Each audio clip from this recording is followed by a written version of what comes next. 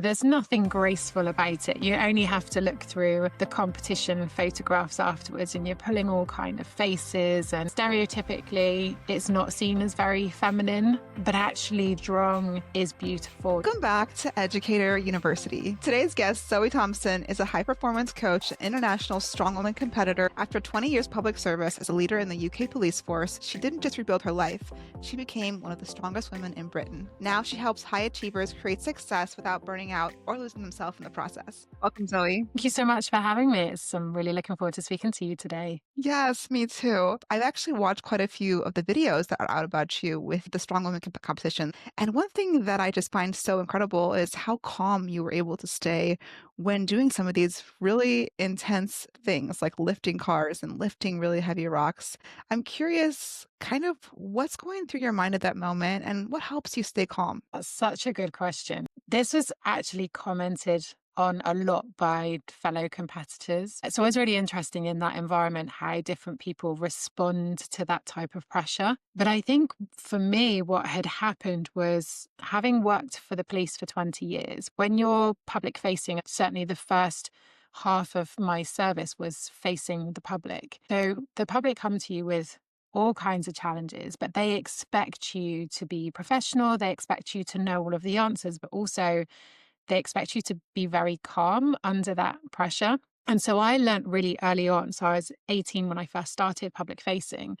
So I learned really, really early on that actually just controlling my breathing, staying really calm, almost the more elevated they would get, the more I would kind of just settle myself down. And I've learned since that actually mirroring that energy, the calmer we are, that actually helps people to calm down rather than actually telling people to calm down.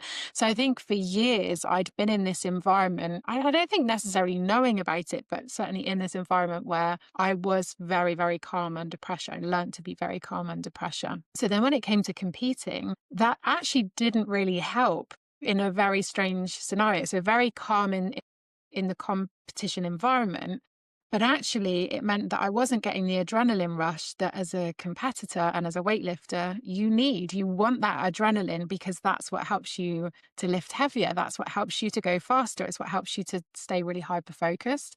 So it was a bit of a Achilles heel for me a little bit. So I would be very calm in that environment, which was helpful. But actually, when it came to stepping up for the event, it wasn't as helpful. So didn't get that adrenaline rush in quite the same way. So, the people that would come with me to compete, give me that support would really try and fire me up. And, we talk about sport aggression and kind of really tap into that right before each event, because I'd found that I was just getting calmer and calmer.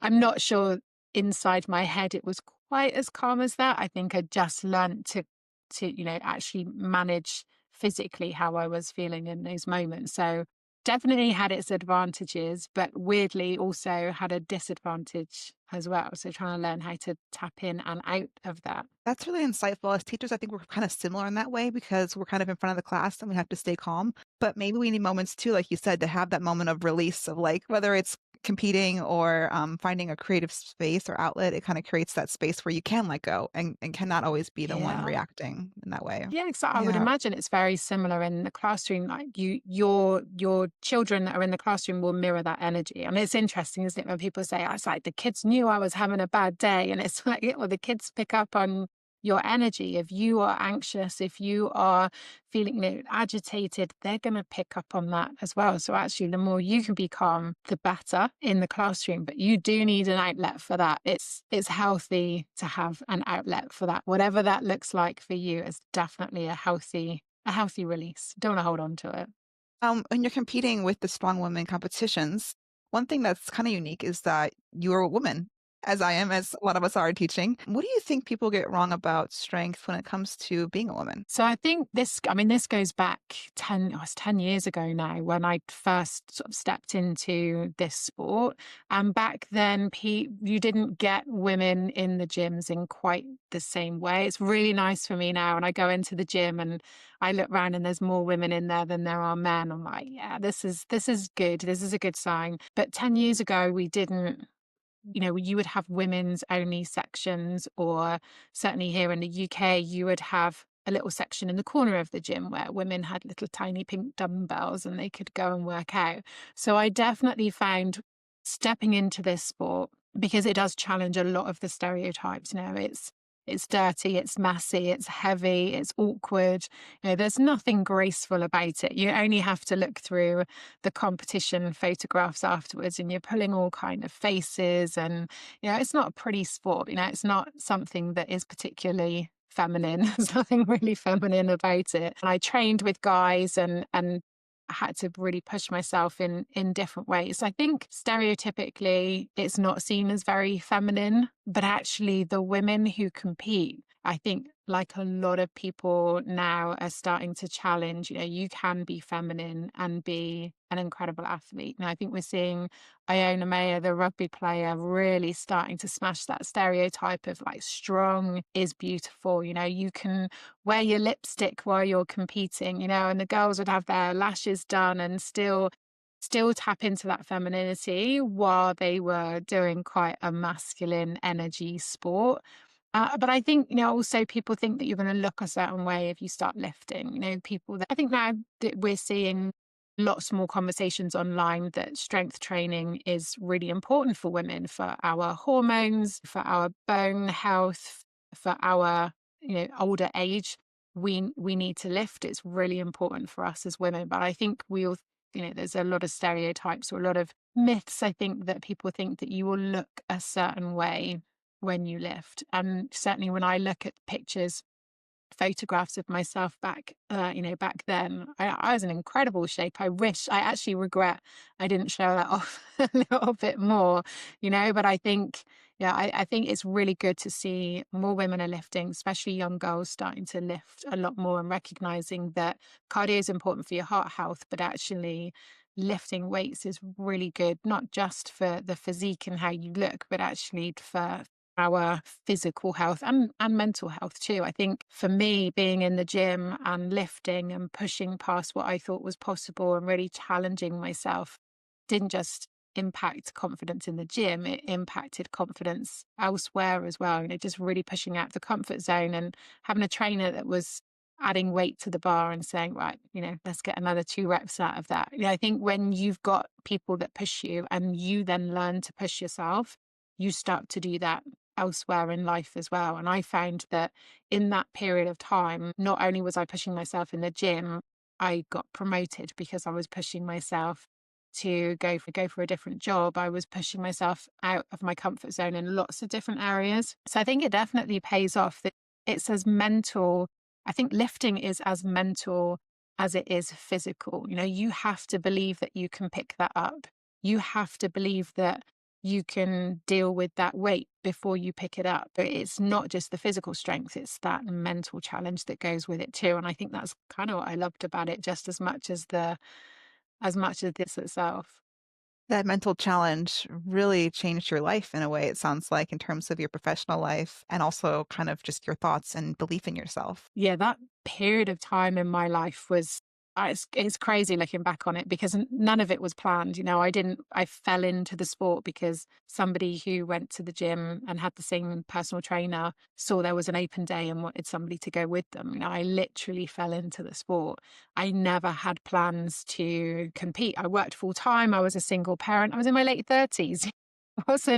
I wasn't looking for something new to do. I didn't have a huge amount of time to be looking for new hobbies. I literally fell into it, but it gifted me so many different things. I met lots of amazing people. I got to compete with lots of amazing people, but actually, for my confidence and self-esteem, it rocketed at that point, because you just kind of feel a little bit invincible in a healthy, balanced way. But you kind of think, well, if I can do that, if I can push myself out of my comfort zone there, then I can definitely speak up in a meeting. I can definitely go for an interview. I can definitely do that too. So yes, it was that little window of time in my life was, yeah, they were good times. I think a teacher listening might hear you and think, wow, that's really inspiring. Maybe I want to try something new, whether it's lifting or something else that I had never tried. But I'm in my And maybe I'm not, I'm in my 40s, 50s, maybe I'm a little older than I thought, to start something. For someone who feels like a teacher feels like maybe I've missed my chance, what would you say to them about like where they're at right now? I don't think you miss chances. I think chances come your way. And I do sometimes think that actually, if you don't say yes to it now, the opportunity pops up in a different way. And I think what's meant for us comes to us. I'm, at 30, what's 36, 37 at that point, starting to compete, 38 when I brought home my first little trophy. And I was starting a business at that time as well. So I think actually having some age and some experience behind you really helps. My sister's in teaching. She's just handed her notice in to try a different career. So what we know, so I'm 46. Actually, it's her birthday today. So she's 2 years younger than me, and she's after 20 plus years in teaching. She's taking a year out to try something different because that's all she's. She went to university. She's gone into teaching. She loves teaching. She loves being with the children, but she wants to try something different for a period of time. I don't think it's too late. I don't think you are too old. I think you've got so much experience and what you bring to the classroom. There's so many transferable skills there that would benefit any career. And even as a business owner, there's lots of transferable skills there that will make you very good at whatever it is that you choose to do. I think sometimes you follow your passion. Sometimes the passion is teaching, it's education, and sometimes there's a crossover and it's something else as well. And I think we get one go at this life. I think we owe it to ourselves to seize the opportunities when they come our way. Yeah, I love that message. I think someone listening, hopefully they take that opportunity to go for something they want, doesn't matter. Yeah. I don't overthink it. I think sometimes we, especially working in the public sector, when you work with the police, when you work with education, you're working in quite a risk averse environment. We're very used to having to think about all the potential consequences of the decisions that we make, the intentional ones and the unintentional ones. So we tend to be more risk averse. We tend to think and reflect perhaps much more than others do because that's what we've learned to do. That's what we have to learn to do. So I think what I would say is, there's a balance between thinking it through and thinking through the consequences, the intended consequences, the unintended consequences that may or may not happen. But sometimes you go step into it and take action. And that anticipation anxiety is very real. But the more we stand on the sidelines and think about it, and the more we're trying to assess it, the more we get that fight, flight, and freeze response. The more we get that overwhelm, the more we risk going into the overthinking, which isn't helpful.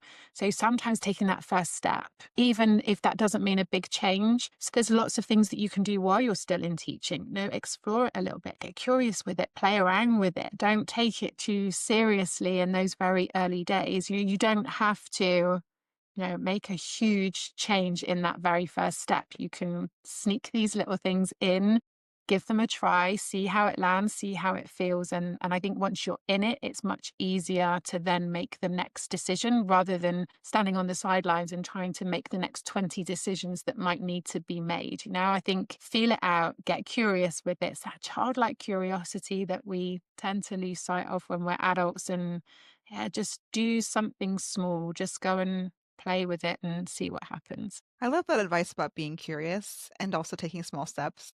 And also reminding us that, yeah, we are a little risk adverse as teachers and as police workers. It's like we kind of have to always evaluate and reflect. And so, kind of stepping out of that in terms of our personal life or some of our, maybe our creativity or a hobby or a competition, things like that, kind of thinking outside the box of how we usually process things is a really good reminder for teachers who are listening. So, Yeah, and I yeah. never planned for any of that to happen.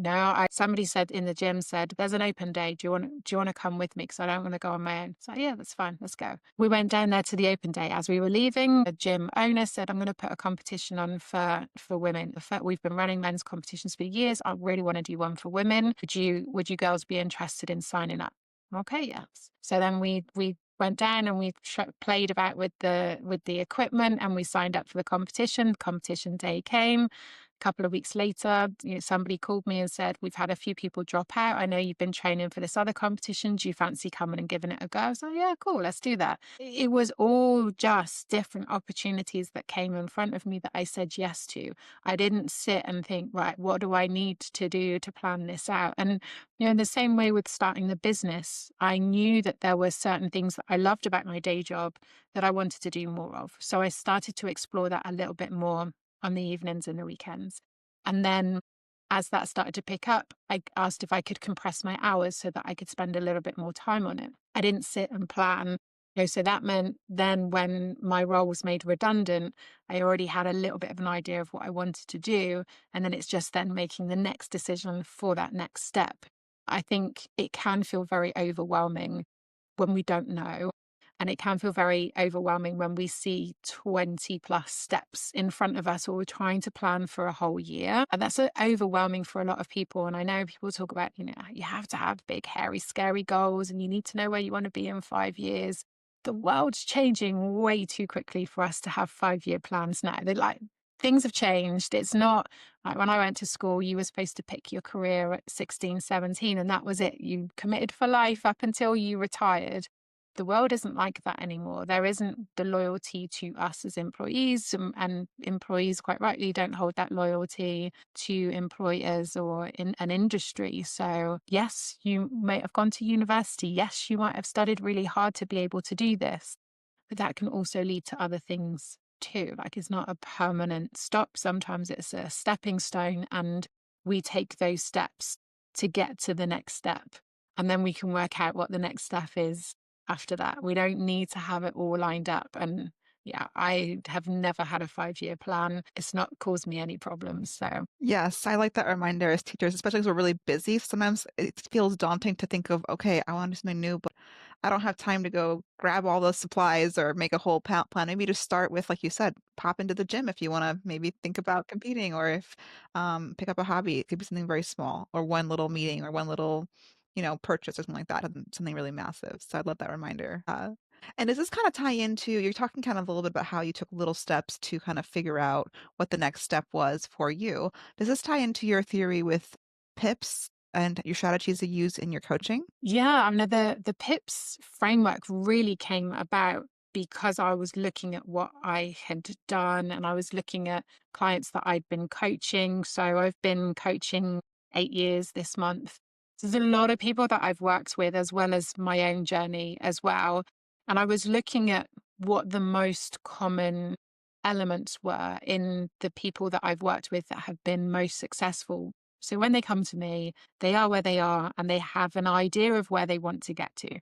Sometimes they don't know where they want to get to. They just know it's not where they are right now. But a lot of the time, they've got a bit of an idea, if not a very clear idea, on what they want to be different and where they want to get to. And then my role is to help them to work out that path and work out that roadmap. And when I was looking back to think, okay, what are the common themes? What are the things that I talk about most often with the clients that I work with? And actually, it was while I was out walking. So was out in Cyprus, huge open spaces, which is great for walking and thinking and having that headspace to think things through.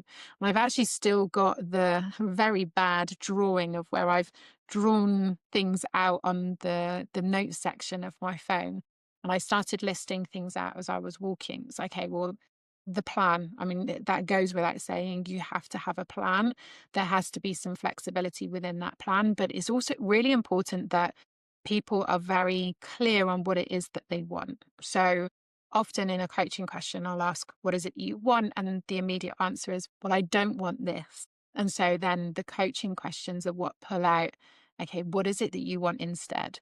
What will good look like? What will success feel like? What will be different? What might look different? What might be different in your environment? What might be different in terms of where you work or the people that you surround yourself with, and helping them to get really clear on the end of that journey or the next point of that journey. So the plan is really important. Intention comes up a lot, being very intentional about the behaviors and the habits and how they show up. And you mentioned there that it's so easy, isn't it, to get into that flow of life. And it's like we wake up and we go to work and we come home and we tend to do the same things. We're creatures of habit. We tend to do the same things. We make very similar decisions. We think the same way. We feel the same way. And unless we disrupt that, or we check in that we're being very intentional, very purposeful about what we're doing and where we're spending our time, it can be very easy to get caught up in that flow of just doing the same thing without giving it too much thought and without having too much energy going into it. So the intention is really important, of being very intentional about what it is that you want and what it is that you need to be different or do differently to make that happen. And then being very purposeful about the actions that are needed to make that happen. Identity comes up a lot, and I think it's very true of your world with teaching, very true of my old world in policing. It becomes part of your identity. It's not just a job, it's so much about who you are. It reflects your values, making a difference, meaningful work. There's commonality in terms of those values of why we do what we do. We do that because it has a purpose. It feels like it's that sense of purpose. It's part of our identity. And that's very hard to let go of. I think a lot of people, and I speak to a lot of teachers, and a lot of them will say they are ready to leave the classroom. They're not ready to leave being a teacher. They're not ready to let go of being a teacher. And often they'll find different ways to teach in an environment that is a better fit for what they're looking for. But identity is a big part of that. Our habits, our behaviors, the way we think, the way we feel. And when we go through a period of change, we have to let go of some of the old parts of ourselves to be able to fully step into the new parts of ourselves that we're trying to build. So identity is a big part of that. Performance is the next bit. So the discipline, the motivation. What does high performance look like for you? What do you need to have in place to be a high performer, whatever that looks like? It's interesting. Often people say to me, "Oh, I'm not a high performer. I'm not ambitious." But you're always driving to do better. You're always pushing yourself to learn more and do better. And that's ambition. A high performer isn't necessarily an elite athlete or a six-figure business owner. A high performer is the amazing teacher that's able to read the classroom and know when a child has something going on. That to me is a high performer, somebody who is really good at what they do. And so the performance element looks so different with different clients that I work with, understanding for them. And I think what's most important is for them to understand what high performance is for them. Now, if you compare them to 10 other people, that might vary massively in their high performance. It's 100% for us is 100% for us. It might look very different. The 100% might look very different for somebody else, in the same way that 100% looks different on different days. But if we give it 100% and we focus on what we need to do to be disciplined, what is it that motivates us? What is it that we know about ourselves that's going to help us to be successful at what it is that we want to do? That makes a huge difference. And then the last one is structure, because we need the plan. We need to understand how we're going to execute the plan. But if we don't have a structure in place to hold it all together, it just kind of falls apart. So they're pillars that all work together. It's, sometimes with clients, we work through it quite methodically, and sometimes we jump around with it. But having that structure is really important. Your routine. I always say to people, if I was to look at your calendar, can I tell what's most important to you? And I think that's where we're creatures of habit, where we get into the flow of perhaps what's important to other people and not what's important to us. If I look at your calendar and I'm not seeing the things that you are telling me is important, then we know that that structure is not in place to protect it. And a lot of people say, "Oh, I don't want that structure. I like variety." And I'm like, but the structure will give you the variety. The structure will give you that freedom, and the structure will protect what you are determining is most important and what you want to fiercely protect.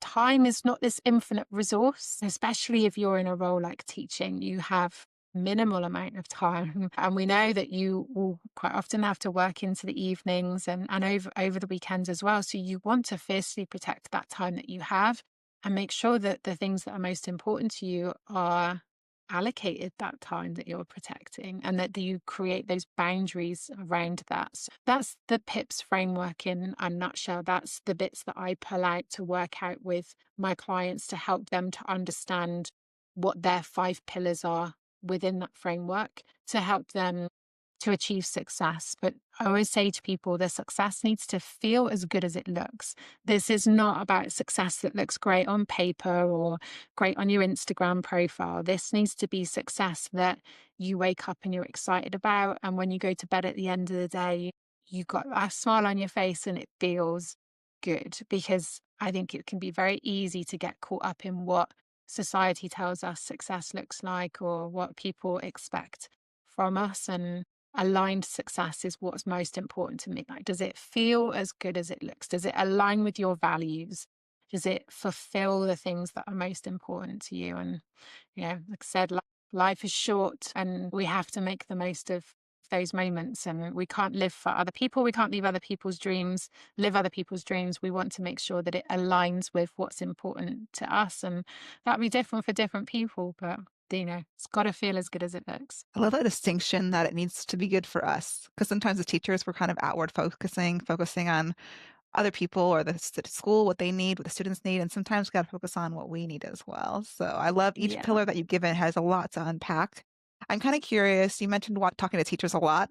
I'm Uh-huh. curious to hear, is there part of the PIPS strategy that you see teachers struggle with the most? You're like, this one is definitely the hardest for them overall? I would say that what I'm hearing more than ever at the moment, and I wouldn't say that it's necessarily unique to teaching. I think it's very common in the public sector. And I wonder whether it's similar for you in the States as well, is the misalignment of values. So I speak to a lot of people who have joined teaching years ago.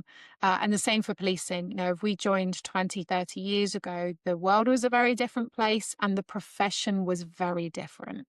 And I think when we have government changes or we have legislation changes, the priorities change, the ways of working change, what's required of us changes. And that often then means that we are being asked to work in a way that doesn't align with how we like to work or how we work best.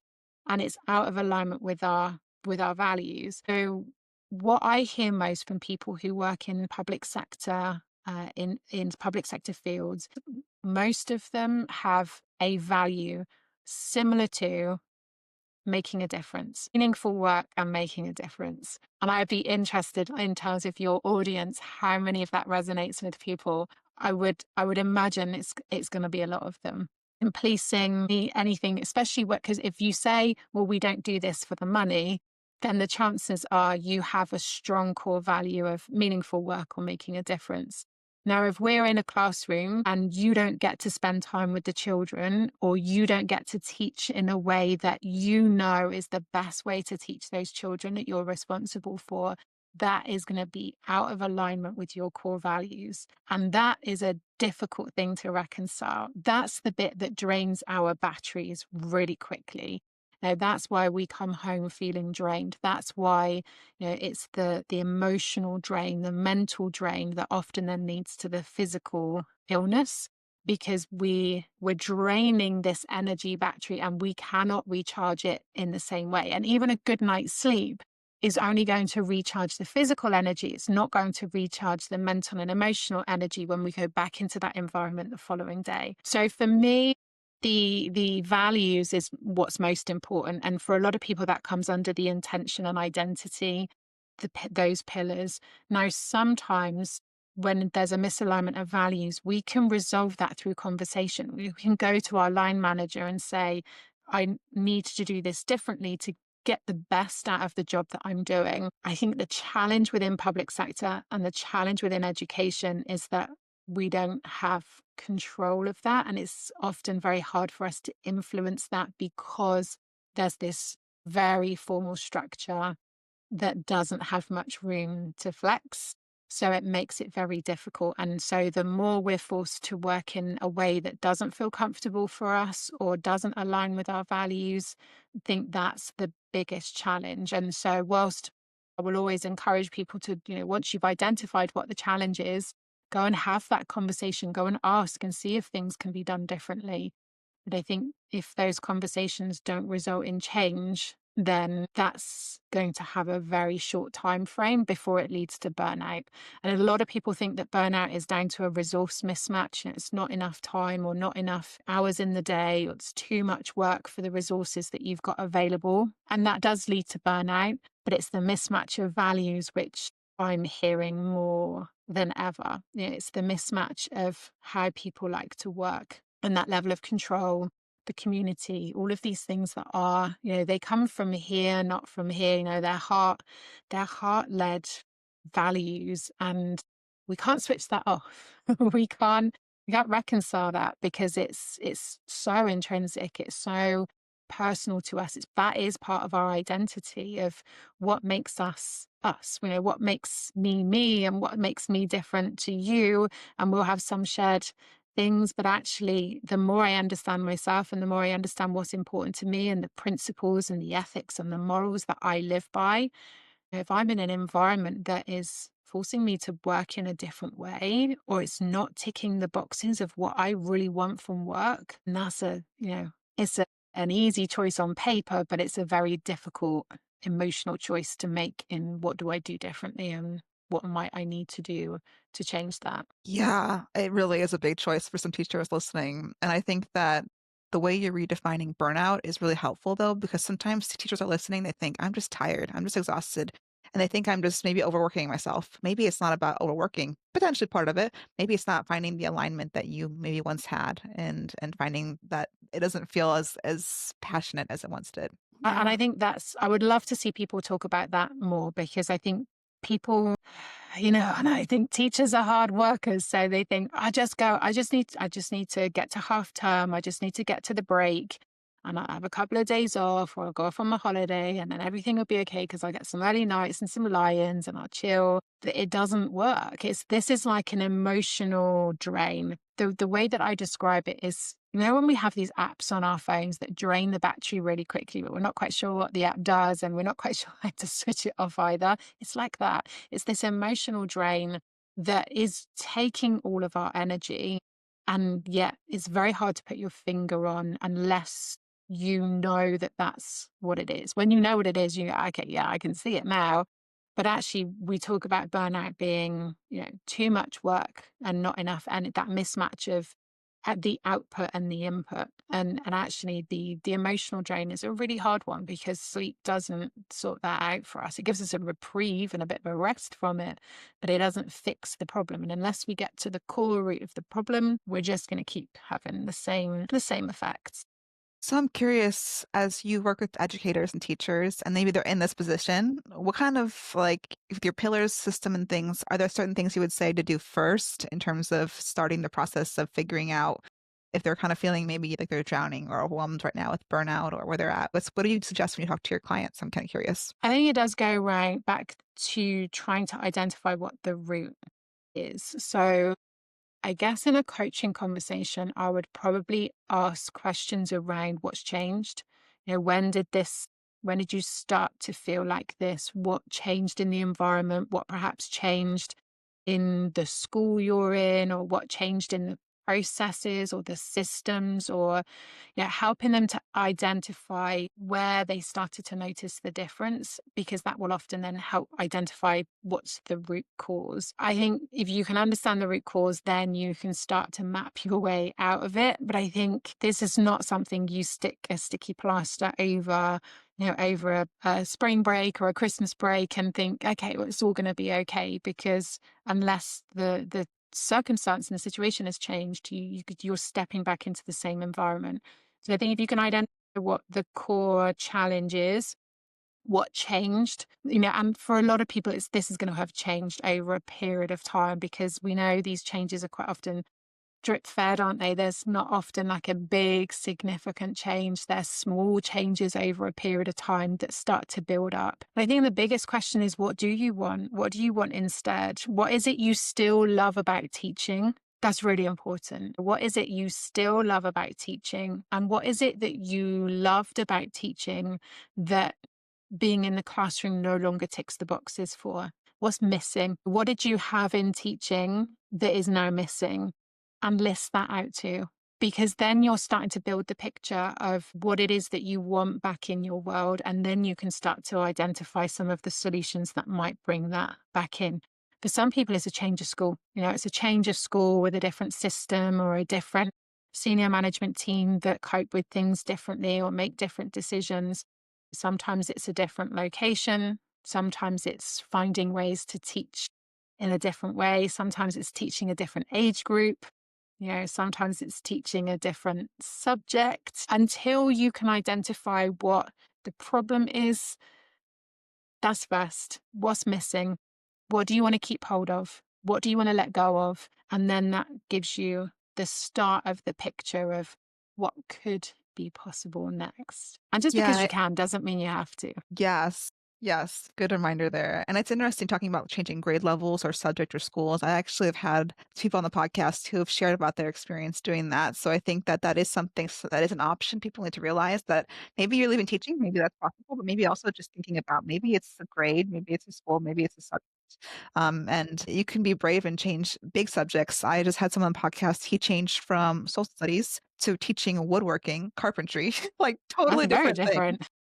Yeah, and he just went for it. I don't know if it was burnout or not, he didn't really mention, but he just wants to change, wants something new, Yeah. and he went for it. So kind of like having that courage to go for what you want is such a big part of finding that alignment, I think. Yeah. I think sometimes it's the year group. The conversations I've had with my sister that she said if she goes back in, she would want to go back in a much earlier age group so that she's got more influence over the impact that she has in the classroom. And I've also spoken to others who say, actually, I'd like to work with some young adults now because I can get into much deeper conversations and I can have a different level of impact. So I think again, this is such an individual driver of, okay, what made you want to go into teaching in the first place? Yeah. How much of that do you still get from teaching? What's missing? And also what maybe you did enjoy 10 years ago that you think, actually, I've got that fatigue now. I'm ready to let that bit go. And maybe something else is starting to light your fire. But I think pay attention to that as well, because it's very easy to get caught up in what's not working. We know we like the negatives as humans. We look for the negatives. We have that negative bias. We're always going to see the negative, but actually, there's going to be things in there that still light your fire. There's still things that make you smile, and still things in there that, those glimmers that feel very rewarding. Make sure you don't lose sight of those as well. And even if that means at the end of every day as you're driving home, you just list off some of the good things that have happened that day, that can make a real difference, because we will get caught up in the negatives. Once we're in that space where we're not happy with something, we are going to keep seeing it and our brain's going to keep showing it to us. So actually sometimes just starting to shift that a little bit, on your way home, just list off 3 things that have been really good that day, 3 things that you have seen where you've had that impact, where you've seen that you've made the difference, or 3 things where the kids have made you laugh or smile.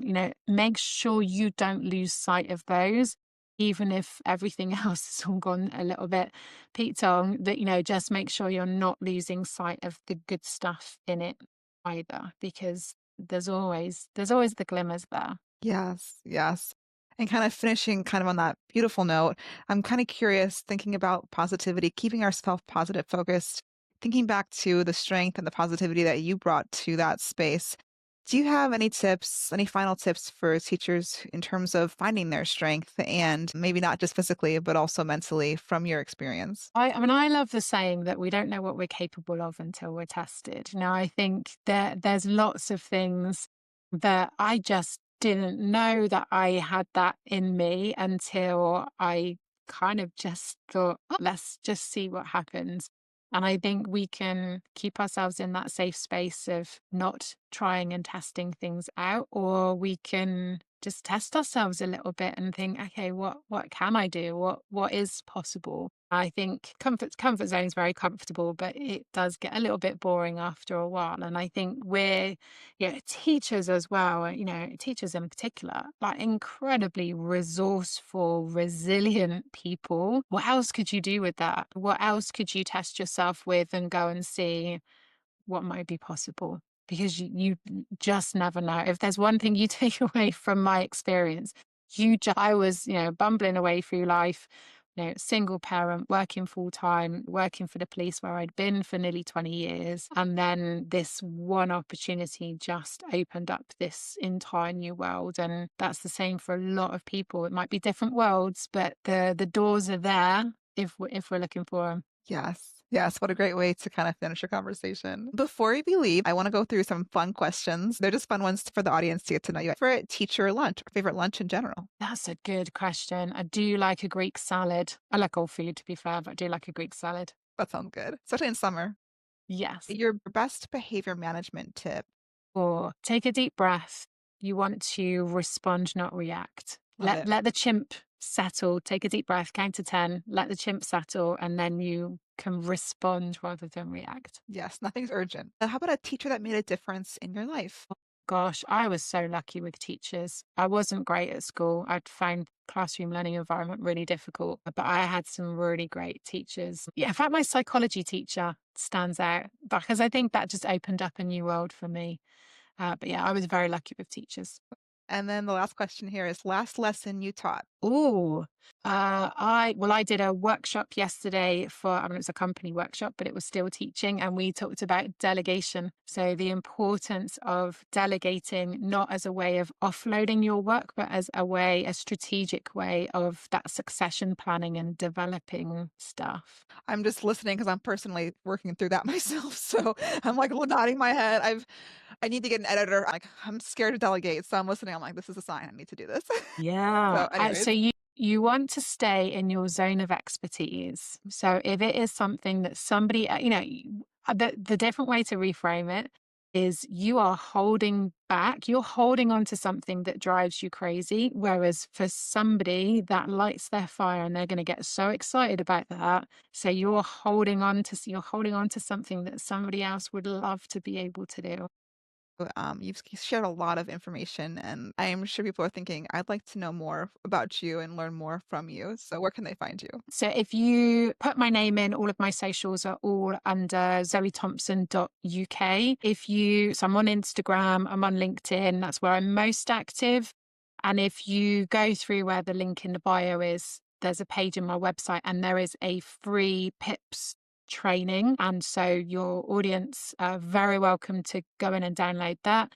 And when you download it, there's also an option to book in a free call. So if you watch the training video and then you can book in half an hour call and I'll help you to apply that framework for wherever you are and whatever it is you're trying to work through. So they're very, very welcome to help themselves to that. And I've got 8 years worth of resources. So if there's anything that they're looking for support with, just message me and ask. It's no problem at all. That's very generous. And I'll make sure to link it right below this episode so they can see it and click on it. Thank you. Well, thank you, Zoe, for being here and for sharing so much about strength and even burnout and things about teaching that we are going to really get a lot of value from. So thank you so much. Thank you for having me.